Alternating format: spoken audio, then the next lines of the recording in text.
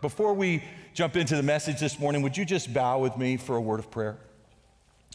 So, Father, this morning we are so thankful for those who would take up the challenge and defend freedom, for those who would give the ultimate gift on our behalf. And Father, every moment when we come to these kinds of memorials, our minds are certainly for the families who have suffered loss, and we grieve with them, and we are so thankful for the sacrifice on our behalf. But our minds are also taken to your great sacrifice on our behalf as well. And you have reminded us through your own words, greater love has no man than this, that he would lay down his life for his friends. And you did that for us. So Lord, this morning above all else, we worship you. We celebrate you. We thank you for who you are. And we invite you into these moments as we explore your word and try, Father, as best we can to understand how you would lead us to lead our lives in light of your work. In the name of the living Jesus, I pray these things. Everybody said. So I'm so glad to see all of you today. Those of you who are a part of our children and our student ministries, it's good to have you joining us on this Family Sunday. And I want to tell you about something I did to my kids. Maybe you can relate to this or at least empathize with my kids.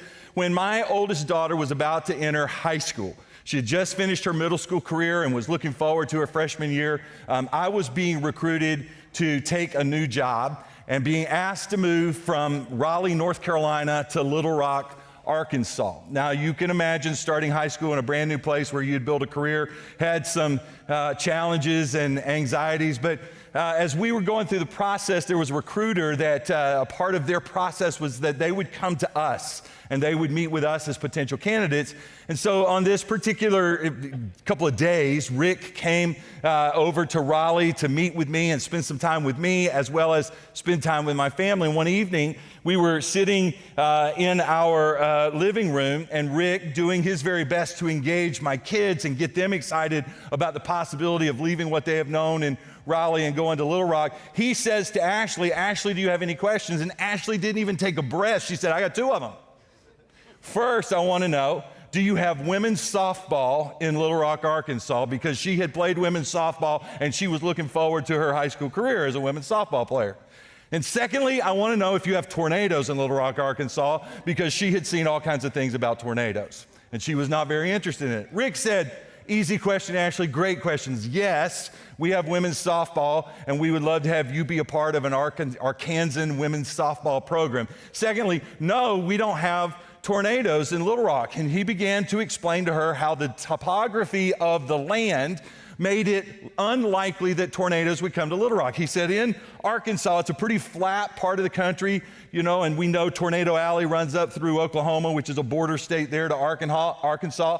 And he said, Arkansas is largely flat, but when you get to Little Rock, it's a little bit more hilly, almost mountainous, and Little Rock sits down in the middle of that, that topography, and so tornadoes can't get there. And Ashley was relieved. Fast forward a couple of months, gone through the process.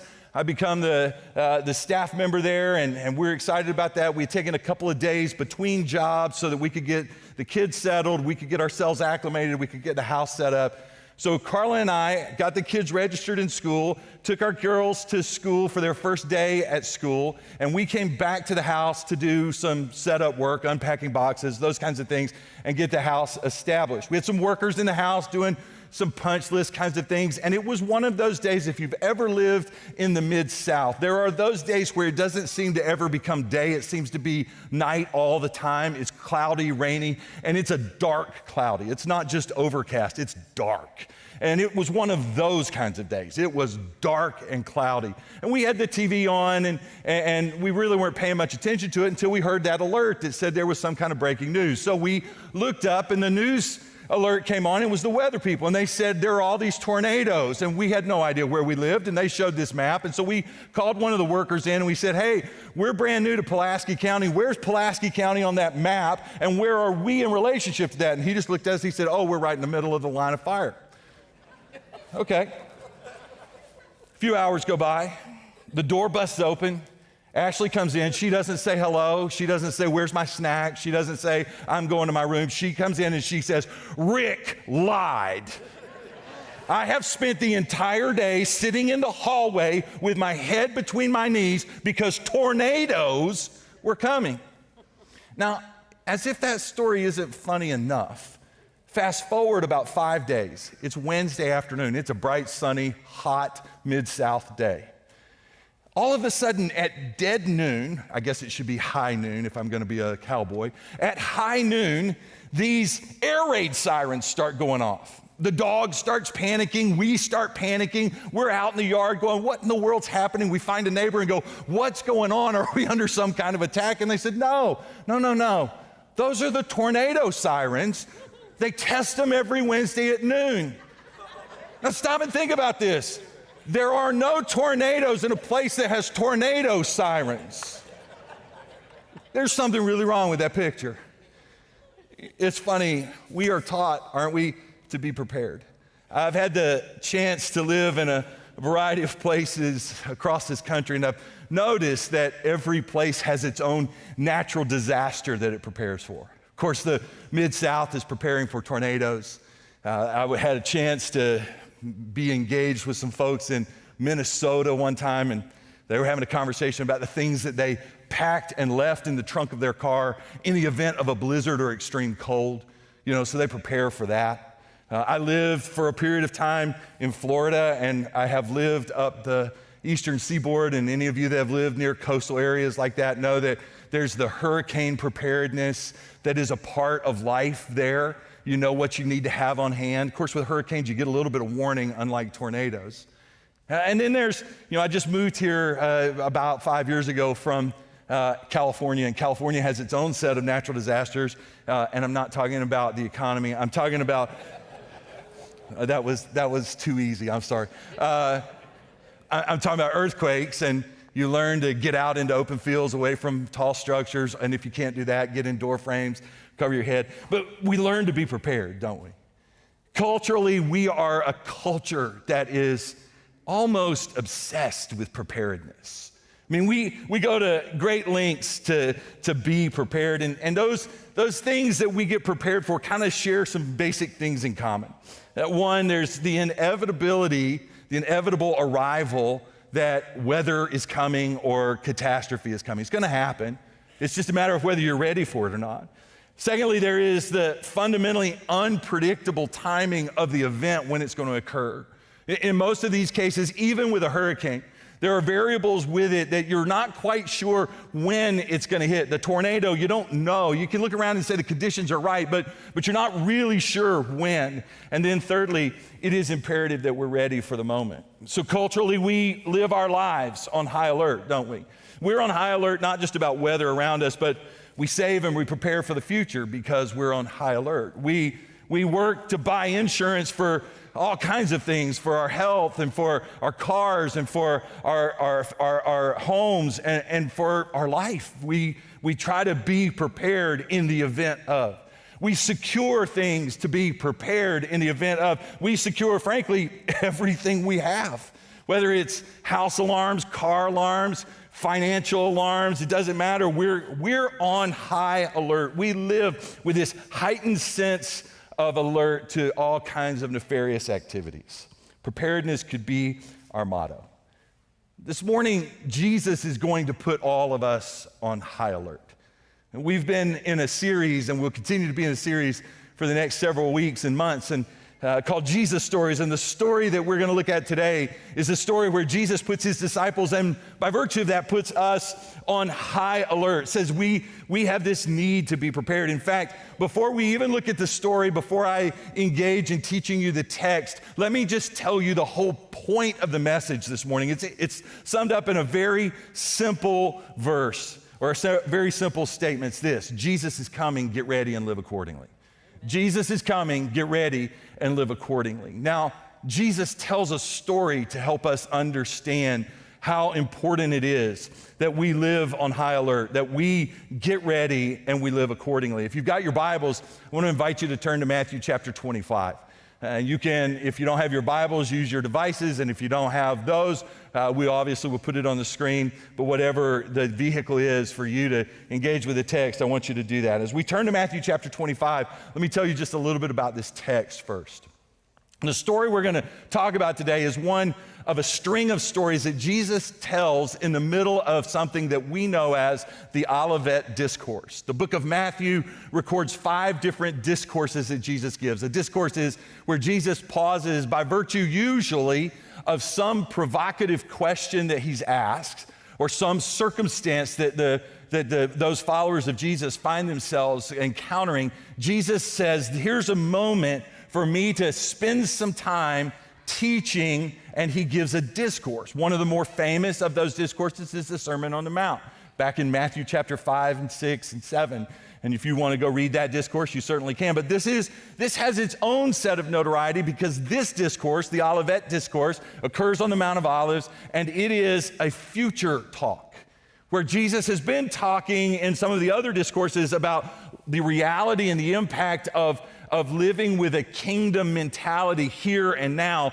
The Olivet Discourse is about the kingdom will be. It's about the kingdom in the future. And so Jesus finds his disciples. They're on the Mount of Olives. They've been having this conversation. In fact, the conversation has started because Jesus has taken advantage of the landscape around him.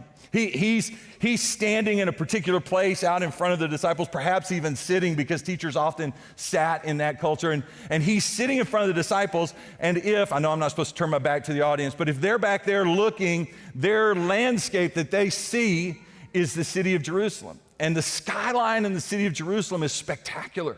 They are caught by how stunning the skyline is. It's marked by the nearly, if not recently, completed temple. It is kind of the central figure, and it's just breathtaking. And they have commented and interacted on that. And Jesus just says to them, I tell you this, not one stone will remain upon another. And that provokes a question. It provokes a question that will lead to the teaching that ultimately becomes addressed or known as the Olivet Discourse. The question is found in Matthew 24, which is where the Olivet Discourse begins. And it just says this. So later, Jesus sat on the Mount of Olives. His disciples came to him privately and said, tell us, when will all this happen? What sign will signal your return and the end of the world? That question launches Jesus into the next period of time of teaching. And in the 24th chapter, he begins to say, here are some ways that you might know the conditions are right. And here are some times that could be good times for you to pay attention. But he separates 2 different historical events. He separates the destruction of the temple in Jerusalem, which would happen in 70 AD, from his return. He says there's 2 different things I'm talking about here. Yes, there is this historical event that's going to occur, but there's also a reality that I'm going to return. And he begins to teach them this and will ultimately say to them, no one knows the day or the time. So be on alert, be ready, live accordingly.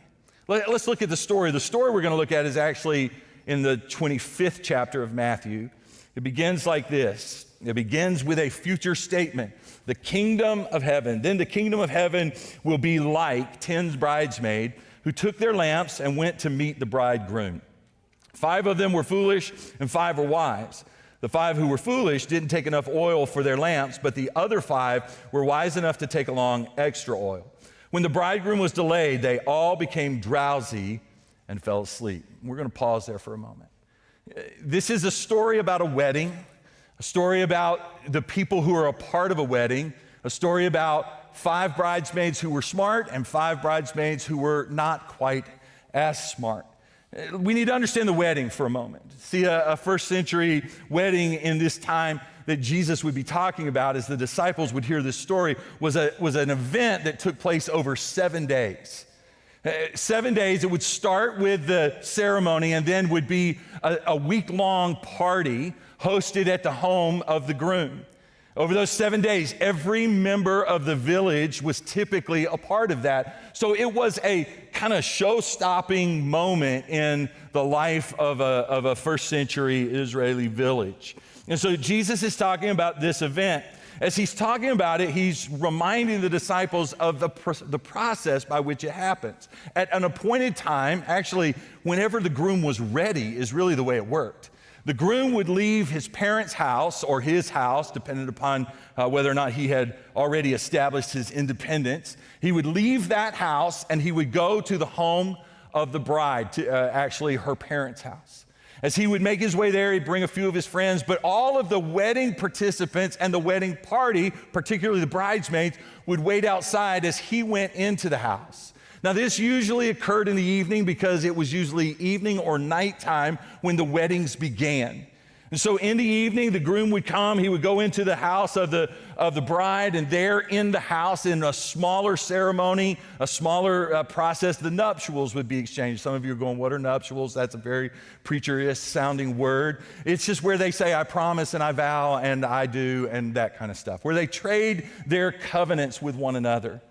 And you know that a wedding at that time was as much a business transaction as it was a romantic transaction.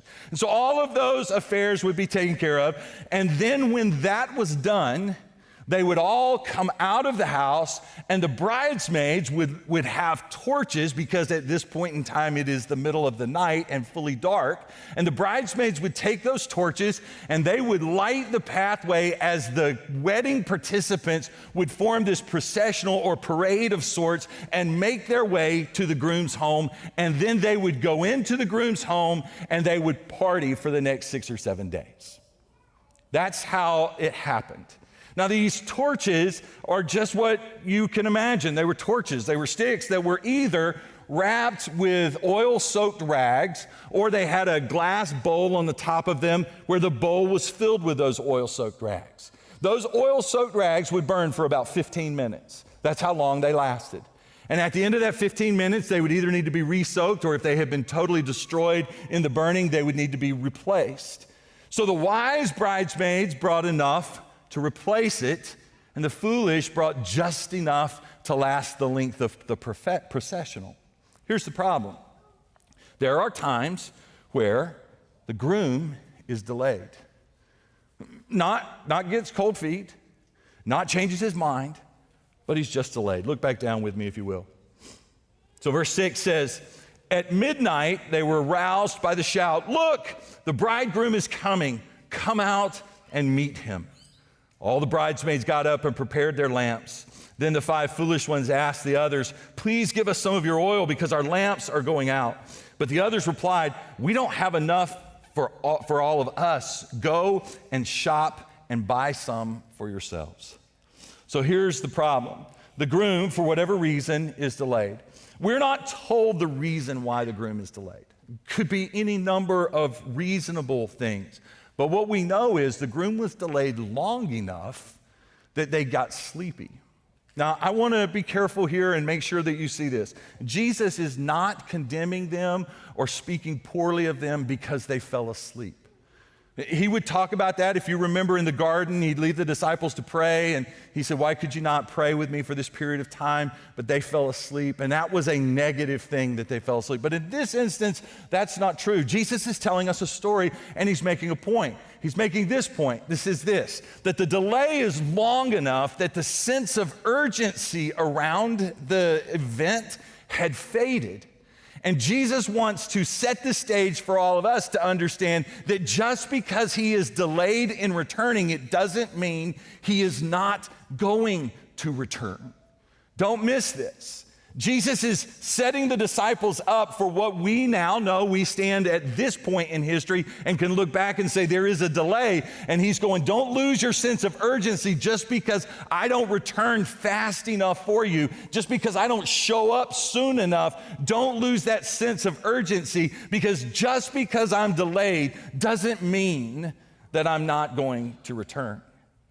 So here's the way the story unfolds a bit further. The prepared show up, and they look like they're prepared and they belong. When they first get there, they all have all that they need, right? They look like they should be a part of this. But then when the moment occurs, we find out that they are not prepared, that looks are not everything here. And what happens is they ask the others, hey, give us some of your supply.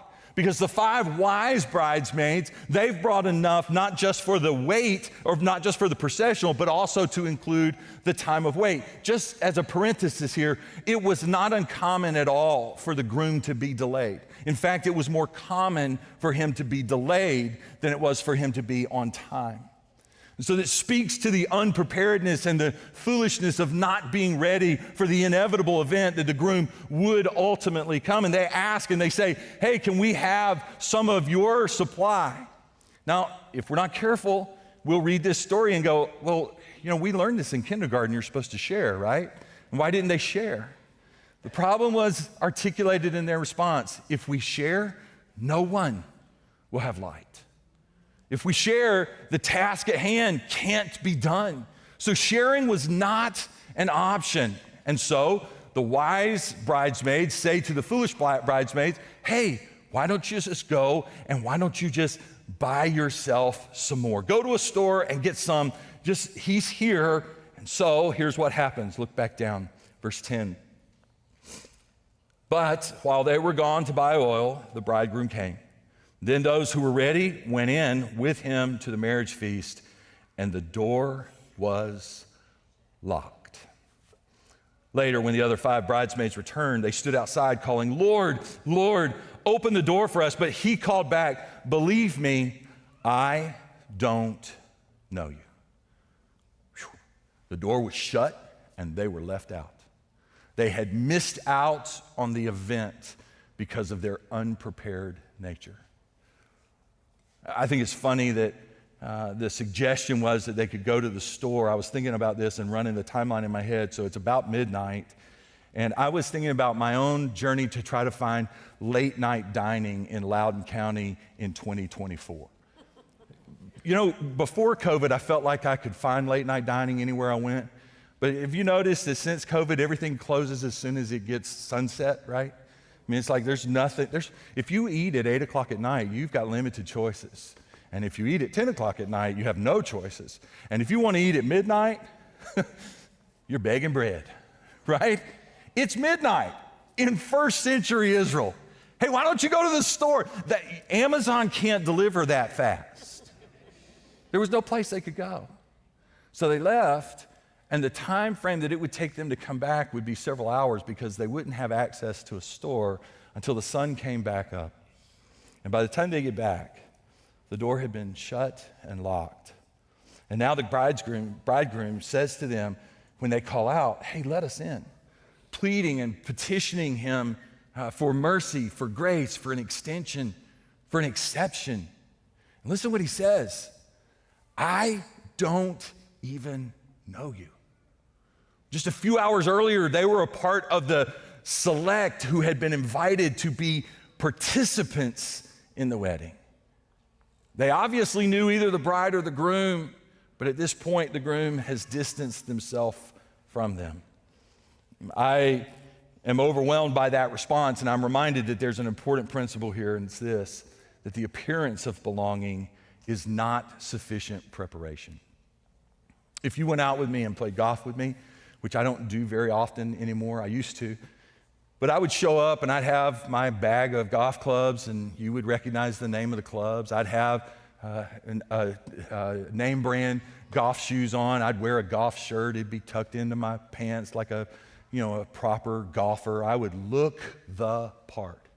We'd go to the first tee. I'd tee up my golf ball. I'd take my driver out. I'd swing at it and you'd go, that guy cannot play golf. That's a mess.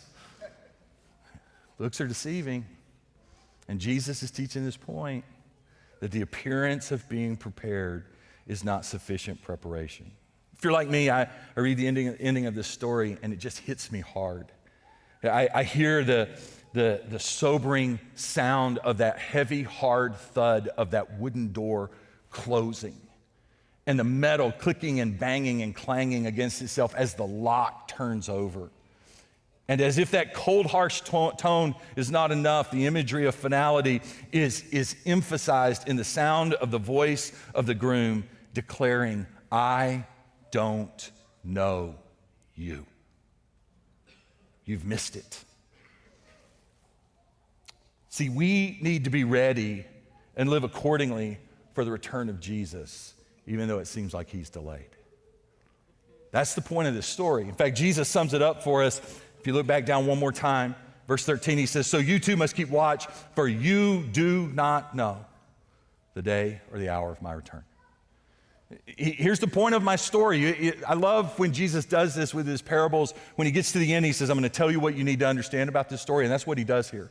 What you need to understand is I am returning, so get ready and live accordingly. Now, let me just give you maybe a couple of things that we need to take away from this story in practical reality. First of all, you need to hear this today. We don't talk about this enough. We don't say this enough. And in a minute, I'll tell you one of the reasons I think we don't. But you need to hear this. Jesus is coming. Period, full stop. I don't need to add to that sentence. Jesus is coming. He has never failed to keep a promise, and he has promised that he would return. So hear me on this Memorial Day weekend in 2024, a long time removed from the red letters in the text that you're holding. Hear me on this, restating what Jesus wants us to hear. Jesus is coming. It is true. It is an inevitable reality that Jesus is coming. Now, he has delayed, and I could preach a whole nother sermon about why he has delayed and the value of that delay, but I will save that for another day. His delay has good reason and good cause, and it's for your benefit, but he has delayed, and we have become subject to the loss of urgency because of his delay. We have gotten sleepy if we're not careful.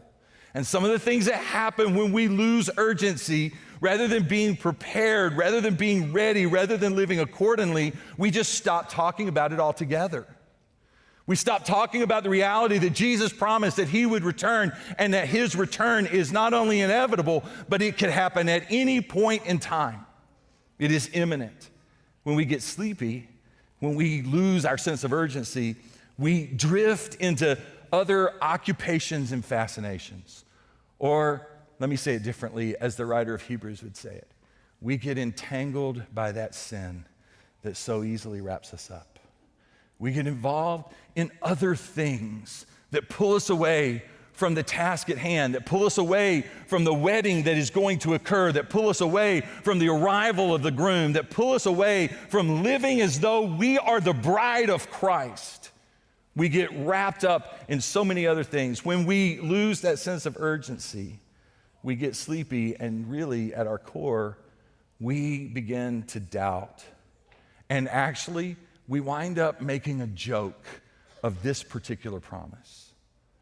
I thought about trying to illustrate my message this morning with something from modern media, and then realized it was too easy, because there are too many times where the Jesus is coming statement is the punchline to a joke.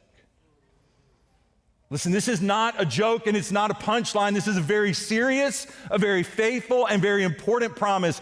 Jesus is coming, and he is the King of Kings, the Lord of Lords, and he will come to rule and reign. Which leads me to the second thing we need to understand in the shadow of this story is this, that his coming will be sudden and largely unexpected.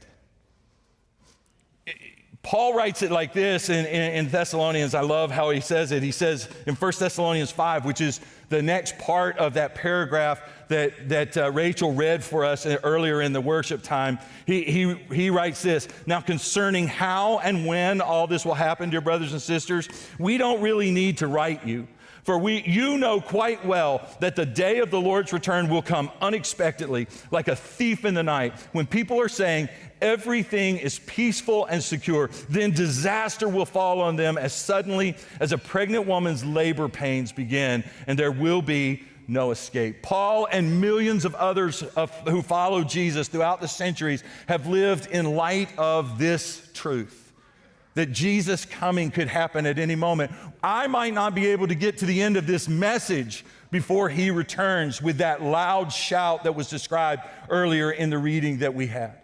I might not get there, or it might be after I have come and gone from this planet. But the reality is that Jesus is coming, and his return is sudden, will be sudden and largely unexpected, much like a tornado, a little less like a hurricane. We've been told we can look at conditions around us and say, hey, the circumstances seem to be right for a tornado, but we don't know when and where. Listen, we can look around us and say this conditions seem to be right for his return, but we don't know when and where. And so we need to live accordingly. We need to live in light of the inevitable return of Jesus. And it leads me to the third thing that I want you to pay attention to and take away from this message. And it's this, that the return of Jesus is final, and we need to be prepared. You see, what Jesus says is when the bridegroom and the party go in, the door is locked.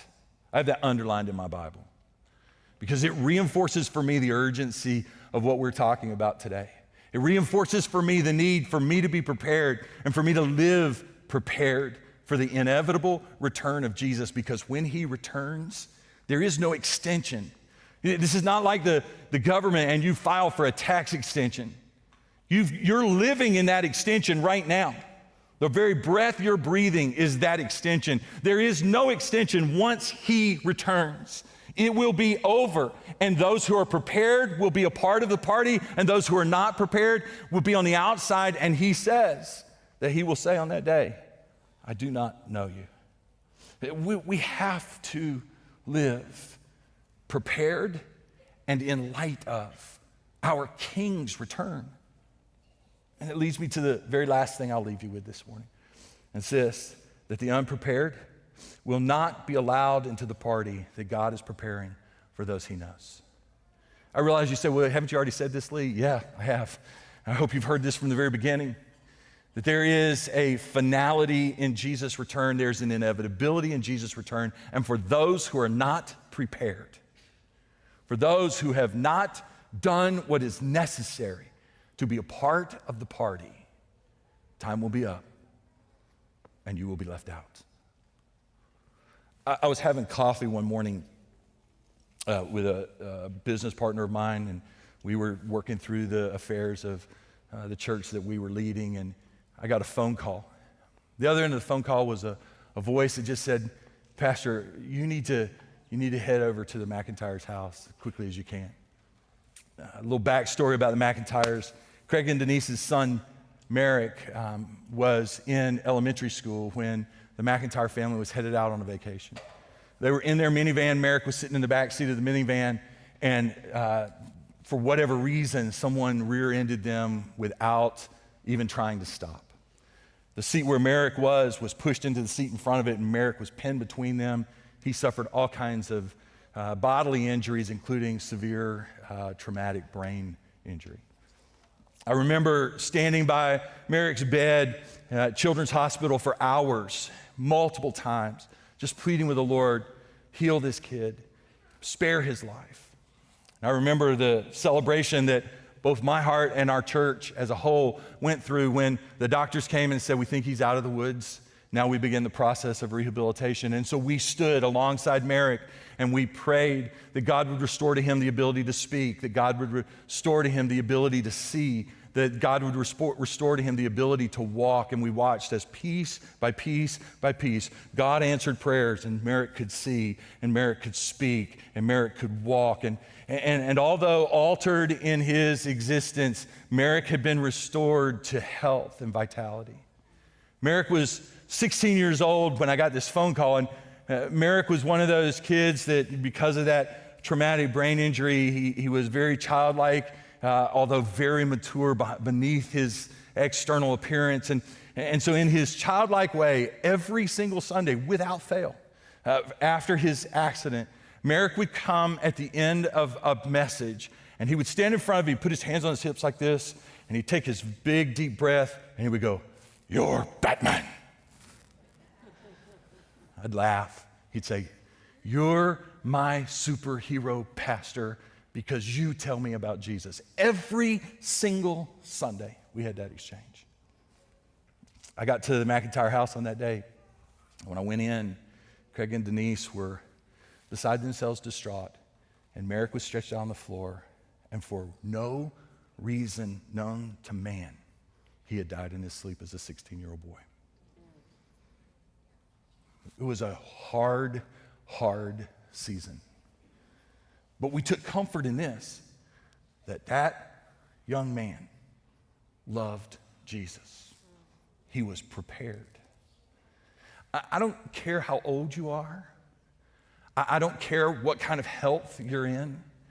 We do not know when the end will come.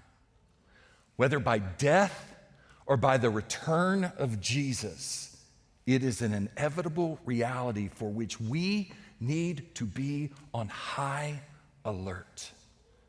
We need to be prepared.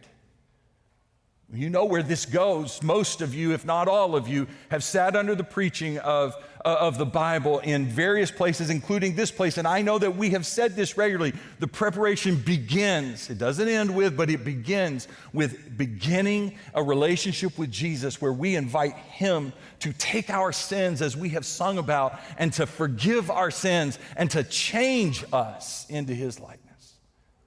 That's the first step in being prepared. And then when we have taken that step, we need to live every moment as if this could be the moment in which he returns. We need to live accordingly, knowing that Jesus could return, either physically return as he promised, or return and saying, those are the end of the days that I have laid out for you, and we stand before him. We need to live every single moment, don't say every day, because if we say every day, we can whitewash a day. I'm talking about every single moment, every thought, every deed, every reaction, every single moment, public and hidden, every single moment, living in light of the fact that where I am, what I'm doing, what I'm saying, what I'm thinking, how I'm responding could be brought into full light by being in the presence of Almighty God right now. That's what it means to live on high alert that he may return. This morning, you may be here and you may say, I've never taken that step to be prepared. I'm going to ask you to do something that is old school because I'm old school. I'm just going to go ahead and own that. But I've got some friends and myself, I'll be down here. I've got some friends over here. We would love to help you take that step and be prepared. And so as we sing this closing song in just a moment, I want to invite you to just make your way and let us help you be prepared. You may be here this morning, you may say, I'm just not sure. And when I think of this in light of the imminent return of Jesus, that at any moment, at any time, he could come, I'm just not sure. We'd love to help you with that as well. We'll give you just a few moments to do that. We won't belabor it, but we'll give you the opportunity today to say, I am going to live on high alert. Would you stand with me as we pray? Lord, you keep your promises. You keep your promises. And if you say to us that you are going to return, you may be delayed, but you are going to return. The King of Kings, the Lord of Lords, the awesome and almighty Judge. So, Father, in this moment, would you give us clarity about the reality that you keep your promises, and that promise could be fulfilled at any moment, and help us, Father, change our lives to live on high alert in light of your soon coming. In the name of Jesus, I pray.